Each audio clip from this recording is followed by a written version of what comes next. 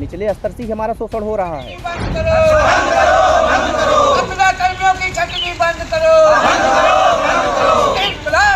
Outsourcing कर्मचारी हम लोग भी हैं। सैनिक कल्याण निगम के जो कर्मचारी हैं वो भी आउटसोर्सिंग हैं। उनका 18,000 36,000 वेतन दिया जा रहा है। हम लोगों को 10,000 रुपये दिया जा रहा है।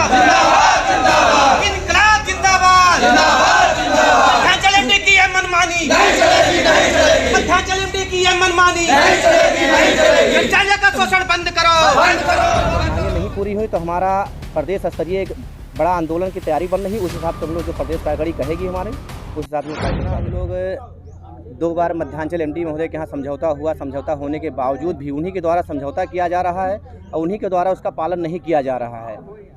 इसी बात को लेकर के हमने पूरे मध्यांचल स्तर पर कल हमारा मुख्य अभियंता कार्यालय पर था, प्रदेश स्तरीय कार्यक्रम था।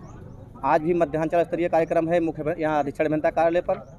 कल का कार्यक्रम हमारा रहेगा हर बिजली घर पर 2 घंटे के लिए। परसों फिर मध्यांचल एमडी का घेराव होगा लखनऊ में।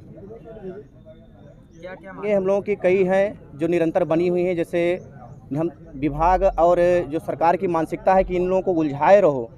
बार बार ऊपर से आदेश हो रहा है कि न्यूनतम वेतन लागू किया जाए। हम लोग इस चीज़ का मांग कर रहे हैं, समान कार्य का समान वेतन। लेकिन विभाग की ये मानसिकता है कि हाँ इनका शोषण दिन प्रतिदिन करते रहो कि हाँ इनका न्यूनतम वेतन की मांग ये ना कर पाएँ। उधर आउटसोर्सिंग कर्मचारी हम लोग भी हैं। सैनिक कल्याण निगम के जो कर्मचारी हैं वो भी आउटसोर्सिंग हैं। उनका 18,000 36,000 वेतन दिया जा रहा है। हम लोगों को 10,000 रुपये दिया जा रहा है। समान कार्य का समान वेतन। जब दोनों आउटसोर्स कर्मचारी हैं तो एक विभाग में 2 तरह का व्यवहार क्यों किया जा रहा है। दूसरी बात, हमारे कर्मचारी जो चोटिल हो जा रहे हैं, आए दिन दुर्घटनाएं हो रही हैं, उनको दुर्घटना हित लाभ नहीं मिल पा रहा है। सड़क पर लेकर के हम लोग लाश बैठते हैं, धरना प्रदर्शन करते हैं, जबकि ऊपर से मध्यांचल एमडी महोदय का आदेश है कि हाँ अंतिम दाह संस्कार होने से पहले कर्मचारी के मृतक के परिवार के खाते में पैसा आ जाना चाहिए। लेकिन आज जहाँ हम लोग बैठे हैं इनके द्वारा ये बहानेबाजी की जा रही है कि मृतक के परिवार जो दुर्घटना हुई है उसका PM रिपोर्ट लाओ, उसका परिवार रजिस्टर नकल लाओ, जबकि ऐसा कुछ नहीं है। मृतक के परिवार का केवल आधार कार्ड, पैन कार्ड जो भी देना होता था, बैंक पासबुक, उसी पर OM बना करके पेमेंट हो जाता था। लेकिन आज इनके द्वारा मनमानी की जा रही है। इसी को सब मांग को लेकर के हम लोग बैठे हैं यहाँ। कुछ उपचार नहीं हो पा रहा है। काफ़ी कर्मचारी हमारे दुर्घटना के अभाव में पैसे की कमी के कारण इलाज नहीं हो पा रहा है। तमाम जाने जा रही हैं। धरना हमारा आज है, कल पावर हाउस स्तर पर रहेगा, परसों मध्यांचल एमडी के यहाँ रहेगा। उसके बाद जैसा प्रदेश कार्यकारिणी हमारा आह्वान करती है उस हिसाब से हम लोग चलेंगे। तरफ से कोई आश्वासन नहीं। शोषण तो मेन यही लोग कर रहे हैं। निचले स्तर से ही हमारा शोषण हो रहा है। अगर आपकी मांगे नहीं पूरी होती तो क्या करेंगे?